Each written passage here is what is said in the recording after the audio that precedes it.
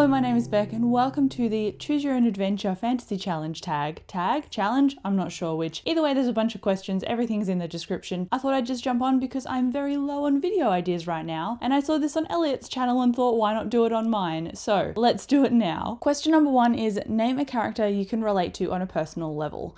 And I think I just have an element of relating to every character that I read about, because if I didn't, then they wouldn't be my favorite books. And I feel like that's also a bit of a cop-out answer. So I guess I have to pick something, right? So I might go with Carson from Robin Hobb's series. He's very quiet and empathetic. And when I was going through high school, I was a very shy person. I was keen on sticking to the background. Now I'm obviously older, I've grown more confidence. Obviously sitting in front of a camera is something scary to do in itself. So the fact that I've got this channel is an achievement. And so I thought I'd go with Carson because he seems quite self-assured and confident. He's got such brilliant empathy and advice. And if I could honestly be anybody in a fantasy book, I'd want to be him. So I think Carson is going to be the one. He is in the Rainwild series, which is one of the quartets in Robin Hobb's Realm of the Elderlings universe. If you want to start her series though, I'd recommend starting from Assassin's Apprentice or The Live Ship Traders. Start from book 1 of each. Make sure you read both of those trilogies before continuing on though, because there's massive world building developments and stuff interlinked throughout the rest of the books. Anyway, Carson, that was my point. I love him so much and I can't wait to rediscover him on a reread because I'm dying to reread all of Robin Hobb. Question number 2 is name a character that you are aspiring to be like. And again, Carson, but I've already picked him, so I'm gonna say Night Eyes. No. Can I say Night Eyes? Night Eyes is also from Robin Hobb's world.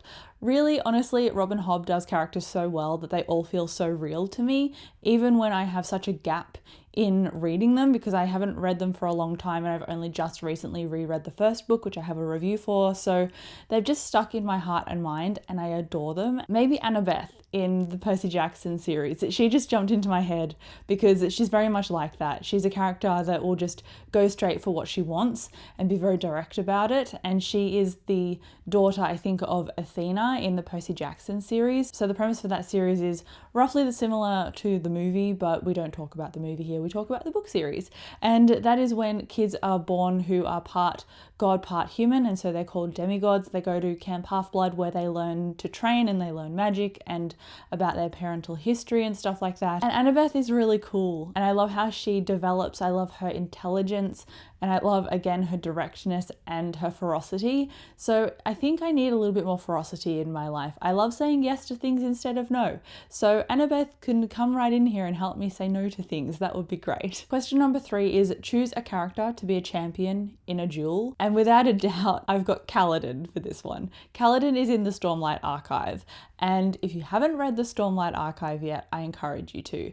It is one of my favourite series of all time, which is no surprise to people who know that I love Brandon Sanderson. Kaladin is somebody in this book who is very emotionally vulnerable and he was training to be a soldier, but he was also training to be a surgeon. So you have that healing versus killing dichotomy inside him.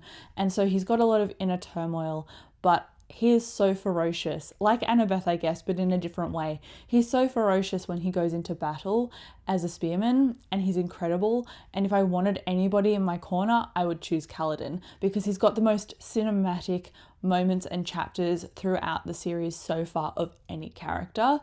And I love that. And I think there was a duel scene in one of the books, and I'm not going to say when, who with. Obviously, Kaladin was in it because he was incredible.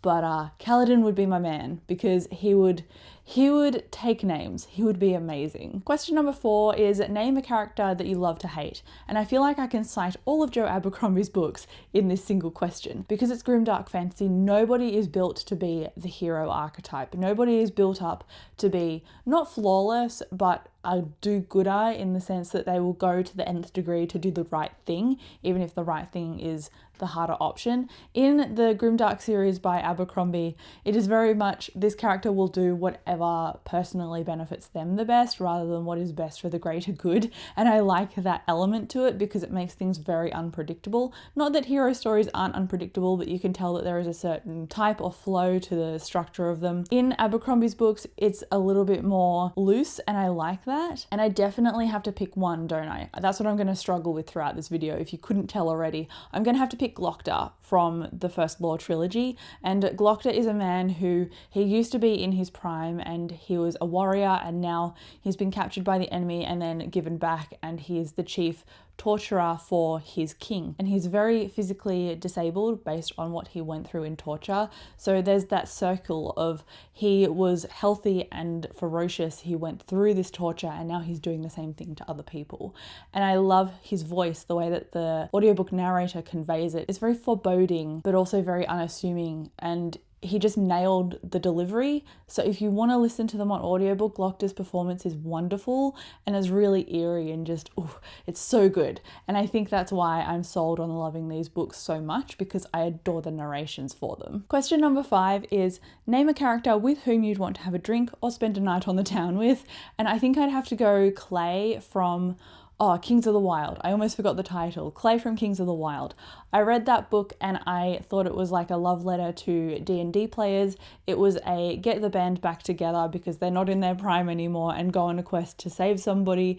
And we see from Clay's perspective, so it just stays in his perspective. But I like how dry but sardonic his tone was. I really quite enjoyed him, and I think he'd just be great to go and get a beer on the town with and listen to all of his stories, because obviously he's not in his prime anymore. He's got a wife and daughter, and he's got stories and adventures behind him, and so he would be awesome to just pick the brain of and be like, hey, have you killed a dragon? Probably yes. So I think Clay would be perfect for this question. Question number 6 is name a character with whom you would not want to cross paths, and undoubtedly I'd want to say Mia from Nevernight, because that girl hates everybody and will kill anything to get what she wants, and I value living, so I would not want to cross paths with her ever. Not even in a bar for like a drink. She can not join Clay and me having a drink in the pub.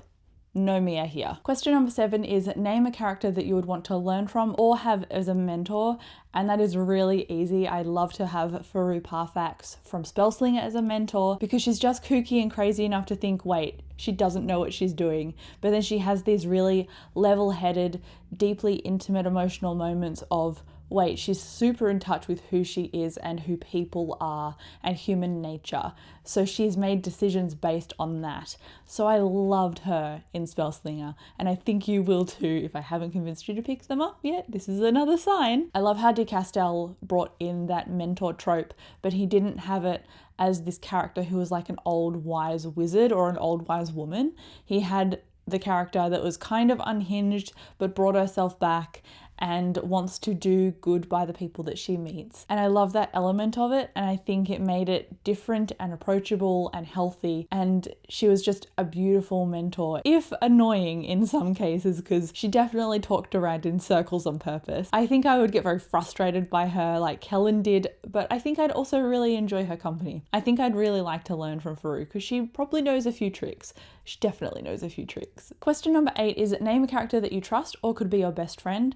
And I don't think I have anybody that I'd really like to trust. Everybody that we see and read from is obviously going through this major emotional character arc, and so when it comes to them and trust, it's very frayed, because they're kind of going through adverse things and they're fighting potentially a great evil and they're learning their magic. They don't even know half the time if they can trust themselves. So I don't think that I would put somebody on this list for that question, because I think that would just be dangerous. And like I said in a previous question, I value living in this life. So again, I'm just going to go to the bar with Clay and we're going to drink a cold one. So no Mia, still no Mia allowed. And then lastly, question number 9, if you could adopt a character and give them a home, who would you adopt? Kellen, 100%, because he needs that, but also probably Fitz because he needs it too.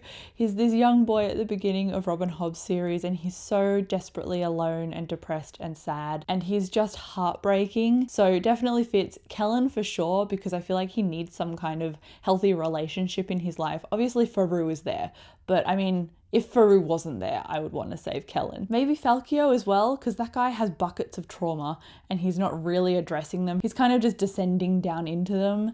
So poor Falkio. I'd probably rescue all of the characters. Let's be real. If they're not broken, then they're not interesting. So they need rescuing. But there you go. That is the end of this video. Come down below and let me know who your favorite fantasy character is at the moment, because I would love to know. At the moment, my favourite fantasy character is Brasty because I'm rereading Traitor's Blade by Sebastian de Castell. Like I said before with Falkio, that's why it was on my mind. Brasty is a Three Musketeers inspired sharpshooter and just sharp-witted, running his mouth kind of character. And I love his one-liners, they're amazing. And he's really bringing a lot of joy to me when I read Traitor's Blade on audiobook. So he's kind of my favourite at the moment. So let me know what yours is. But thank you so much for watching this video. I'll come chat to you down in the comments and I'll see you in my next one. Bye.